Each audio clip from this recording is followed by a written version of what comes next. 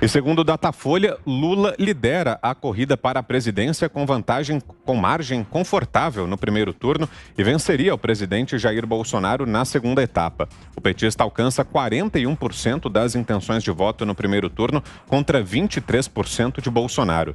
Em um segundo pelotão, embolados, aparecem o ex-ministro da Justiça, Sérgio Moro, com 7%, o ex-ministro Ciro Gomes, com 6%, o apresentador Luciano Huck, com 4%, o governador de São Paulo, João Dória, que obtém 3%, e empatados com 2%, o ex-ministro da Saúde, Luiz Henrique Mandetta, e o empresário João Amoedo.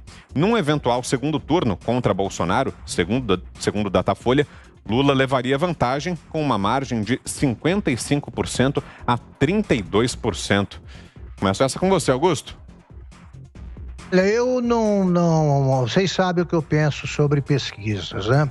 Eu duvido de pesquisas até as vésperas das eleições. E amparado, embora eu acredite na ciência da estatística, amparado em erros históricos aí que eu tive de carregar, inclusive, ao longo da minha carreira.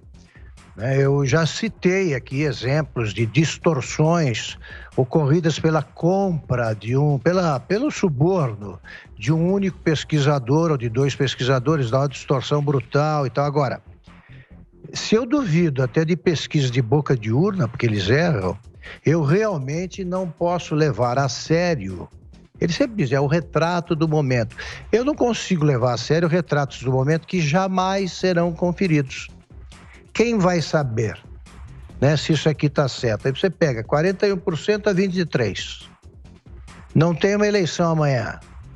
Porque aí acontece o que aconteceu na última eleição municipal e os números são opostos e os institutos ficam dizendo, o Ibope até acabou, parou com isso.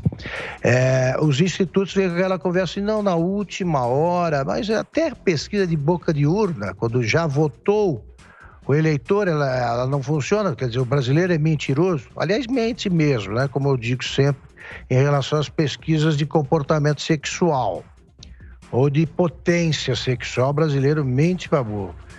Essa pesquisa, está certa ou está errada? Jamais se saberá. Jamais saberá. Elas nunca vão ser conferidas. Então, é uma boa maneira de ganhar dinheiro para os institutos de pesquisa, maneira legal, nada errado. Não acredito, nem todas atendem a interesses políticos e tal, mas eu realmente não me estendo sobre essas pesquisas por descrença. E você, Zé, o que nos diz aí sobre esse levantamento trazido hoje pelo Datafolha, Zé?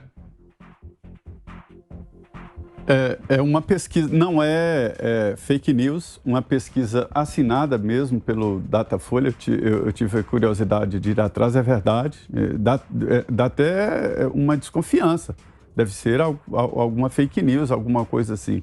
Mas não, é verdade. É uma pesquisa, só que a base, né, do silogismo é que não é verdadeiro, porque não está fechada a disputa de 2022. Os candidatos ainda não estão apresentados e, portanto, a campanha não começou. Não é crível que o Brasil esteja nessa condição.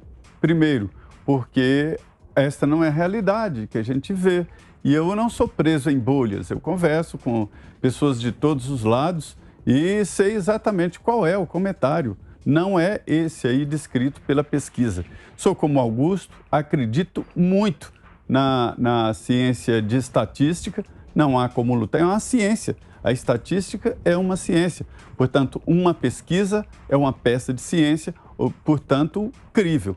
Só que é o seguinte, quando se introduz elementos novos e desconhecidos, quando se pega dados errados, é claro que o resultado desta ciência dá um resultado equivocado. Nem estou falando de má fé, mas estou falando mesmo de incompetência.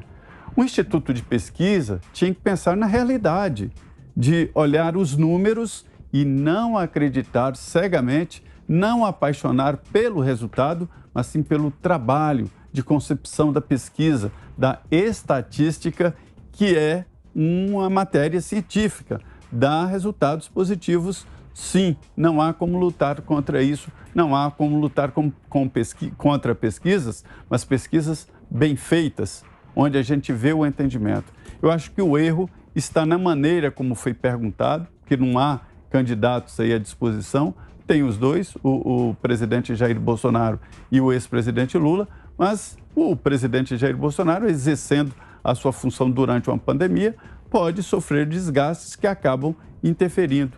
Então, é esta minha avaliação. Não dá para desconfiar do instituto chamado pesquisa, mas também é preciso analisar que dados podem ser colocados errados, e esta é a minha impressão. Diga, Ana. Olha, Vitor, muito cedo, né, a gente analisar, a gente não sabe nem quem vai estar nessa corrida aí. Agora, não custa a gente lembrar que 2018, absolutamente todas as pesquisas davam que Bolsonaro, se passasse do primeiro turno, perderia para absolutamente todos os candidatos que fossem ao segundo turno com ele. E a realidade se mostrou bem diferente. Não custa nada a gente voltar em 2016 também, aqui nos Estados Unidos. Absolutamente todas as pesquisas davam que Hillary Clinton seria a primeira presidente feminina, né, mulher aí da história dos Estados Unidos. Inclusive pesquisas dando, uma semana antes da eleição, 92% de chances de Hillary Clinton entrar na Casa Branca, né, fazer história. E a realidade não foi bem essa. Então, está muito longe ainda, eu acho, para a gente ver esse cenário de uma maneira mais concreta. E, infelizmente, a história não tem mostrado que essas pesquisas têm acertado e que elas estão aí de mãos dadas com a realidade. Para fecharmos, Fiuza.